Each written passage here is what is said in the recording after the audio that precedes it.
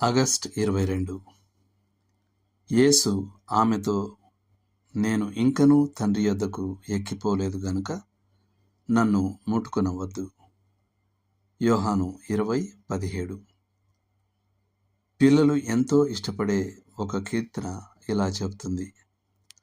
పాతకాలపు ఆ మధురమైన కథను నేను చదివినప్పుడు, యేసు మనుషుల మధ్య ఇక్కడ ఉన్నప్పుడు, ఆయన చిన్నపిల్లలను గొర్రెపిల్లలుగా తన మందలోకి ఎలా పిలిచాడో తలుచుకుంటే, ఆ సమయంలో నేను ఆయనతో ఉండి ఉంటే బాగుండేదని నేను అనుకుంటాను. బహుశా మనలో చాలామంది ఏదో ఒక సమయంలో ఈ భావోద్వేగపూరితమైన కోరికను ఇతరులతో పంచుకొని ఉంటాం. దేవుని కుమారుడు తన భూలోక పరిచర్య కాలంలో ఆయన వ్యక్తిగత సహవాసాన్ని ఆస్వాదించడం ఎంత బాగుండేదో అని మనం అనుకుంటాం. అయితే మనం గ్రహించవలసింది ఏమిటంటే, ఈనాడు ఆత్మ ద్వారా వాక్యం నుండి ఆయన బయలుపరచబడినట్లుగా ఆయనను తెలుసుకోవడమే ఉత్తమమైనది, ఆశీర్వాదకరమైనది. మనం ప్రతికూలతలో ఉండటానికి బదులుగా శిష్యుల కంటే వాస్తవానికి ఎక్కువ ఆధిక్యత గలవారం. ఈ విధంగా చూడండి. మత్తయి యేసును మత్తయి కళ్ళతో చూశాడు, మార్కు కళ్ళతో, లూకా కళ్ళతో మరియు యోహాను కళ్ళతో చూశారు.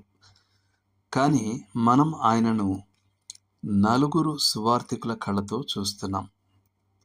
ఇంకా ఈ ఆలోచనను ఒక అడుగు ముందుకు తీసుకువెళితే, శిష్యులు భూమి మీద ఉన్నప్పుడు వారిలో ఎవరికైనా ఉన్నదానికంటే క్రొత్త నిబంధన మొత్తంలో ప్రభు అయిన యేసు గురించి మనకు సంపూర్ణమైన ప్రత్యక్షత ఉంది. యేసు సమకాలికుల కంటే మనం ఎక్కువ ఆధిక్యత కలిగి ఉన్నామని చెప్పడానికి మరో కారణం కూడా ఉంది. ఆయన నజరేతులో లేదా కపెర్నహూములో జనసమూహంలో తిరుగుతున్నప్పుడు తప్పనిసరిగా కొందరికి ఇతరుల కన్నా సమీపంగా ఉన్నారు. మేడగదిలో యోహాను ఆయన రొమ్ము మీద ఆనుకున్నాడు. అయితే ఇతర శిష్యులు వేర్వేరు దూరాలలో కూర్చున్నారు. కానీ ఇప్పుడు అదంతా మారిపోయింది. రక్షకుడు విశ్వాసులందరికీ సమానంగా సమీపంగా ఉన్నారు.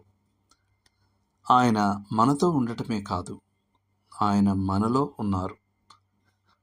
మరియ పునరుత్థానుడైన ప్రభువును కలిసినప్పుడు ఆమెకు ఇంతకుముందు తెలిసిన విధంగానే ఆయనను అంటిపెట్టుకుని ఉండాలని కోరుకుంది. ఆమె ఆయన భౌతిక శారీరక ఉనికిని కోల్పోవడానికి ఇష్టపడలేదు. కానీ యేసు ఆమెతో, నన్ను ముట్టుకొనవద్దు, నేను ఇంకనూ తండ్రి యొద్దకు ఆరోహణమై పోలేదు అని అన్నాడు.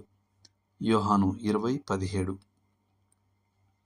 ఆయన పరోక్షంగా ఇలా చెప్తున్నాడు, మరియా నన్ను భూ సంబంధమైన భౌతికమైన భావంలో అంటిపెట్టుకోవద్దు.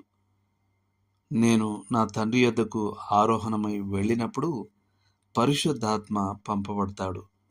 ఆయన పరిచర్య ద్వారా నువ్వు నన్ను ముందెన్నడూ ఎరగనంత సంపూర్ణంగా, స్పష్టంగా, సన్నిహితంగా తెలుసుకుంటావు. కాబట్టి ముగింపు ఇదే.